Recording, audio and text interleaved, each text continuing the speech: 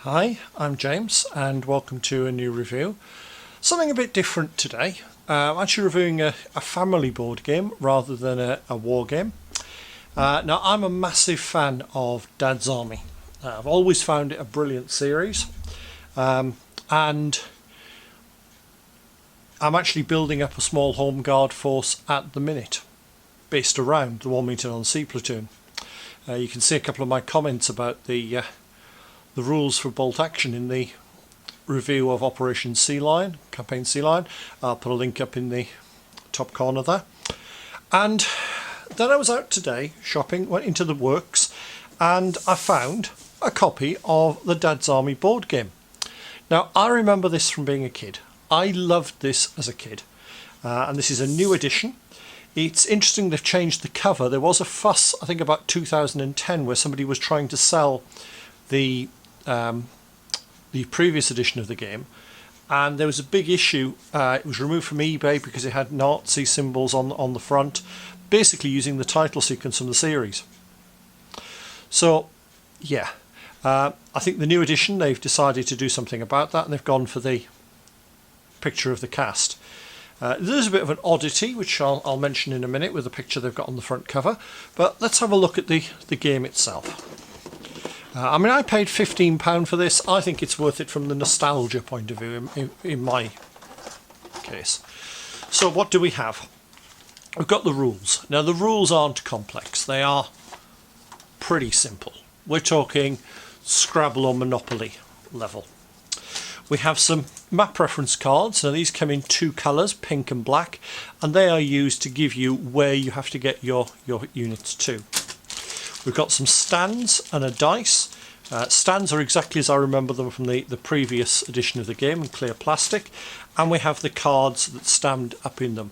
Now they are slightly caricatured versions of the characters, enough to be recognisable, but I would have preferred a bit more realistic ones, but they've kept the same ones as we had previously, which I can't really argue with.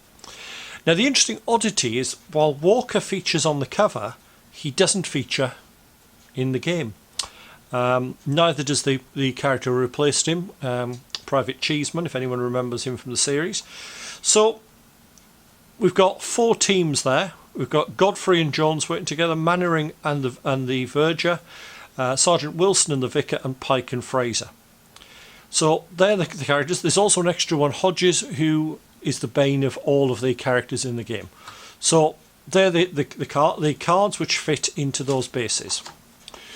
We then have the top secret cards. Now these come in different types. You've got 3 for each character, which let you move them extra spaces. You've got 7 air raid counters, and I actually remember that artwork. It's identical to the first edition of the game. They put bombs in the way which will hinder you, and then you've got Union Jacks, which basically will clear the bombs and help you move faster. Now this was slightly different. These were changed from the first edition. They're identical in what they do, but in the original version these were actually triangular. So they were actually triangles rather than writing on Union Jack marker or bomb marker. They've got a nice plain back, so they're easy to differentiate, and there's the 4 reference markers for the points you've got to get to. You then come to the board. Typical sort of gaming board, quite a small board actually, but big enough to play the game. Now what you have is each of the teams draws the map reference cards, and you can see that you've got black and pink numbers, although the red is sort of quite a dark colour. I do remember the original board was quite dark as well. They've even left in the original misprint where the entrance to one of the shelters is missing. It's sad, isn't it? You can remember that when you pick up something like that and look at it. So each team chooses the 2 cards and they put their reference point on there. The 2 team members then have to race to that point. And they have to go via one of the top secret shelters at least on the way there. And that's pretty much the basis of the game. When you move into one of the War Department top secret shelters, then you draw one of the top secret cards. If it's a character, you roll the dice and move them. If it's an air raid, you move your characters to one of the shelters, and then the players take it in turns to do the same. There's a maximum of 3 people in any one shelter.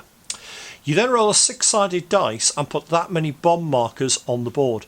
Now they can't be placed on the entrances to shelters, they can't be placed on the houses, and they can't be placed where somebody is. But what they can do is when they're down, is they block movement. You can't move through that square. So there are some places that are quite strategic. For example, you could block here or here, meaning then you've got to go all the way round. So it's a little bit of strategy there. Now, if you get a Union Jack one, you put the Union Jacks down, which then basically nullify the bomb, and you can then jump over them. So they actually speed up movement. Now you have to play them all at once, but you can keep one of them that you can use at a later time, which you have to put down before you roll the dice. So it's a very simple game.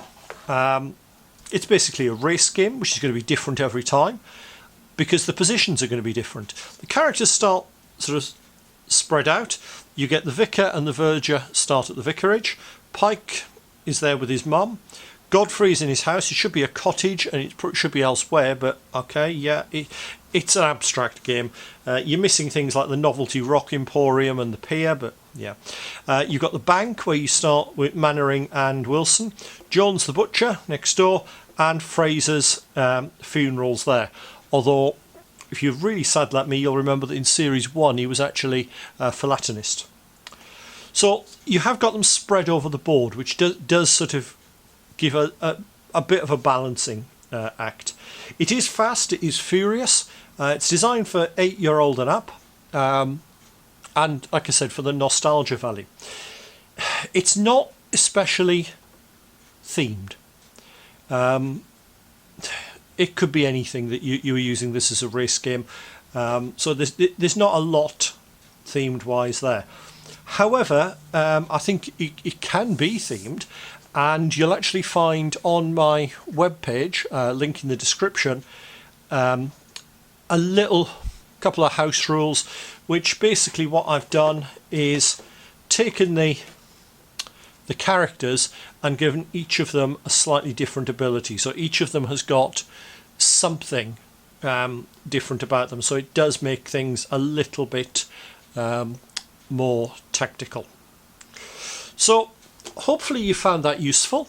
Let me know what you think of it. Tell me if you'd like to see more games like this reviewed on the channel, and I'll see you soon for another review.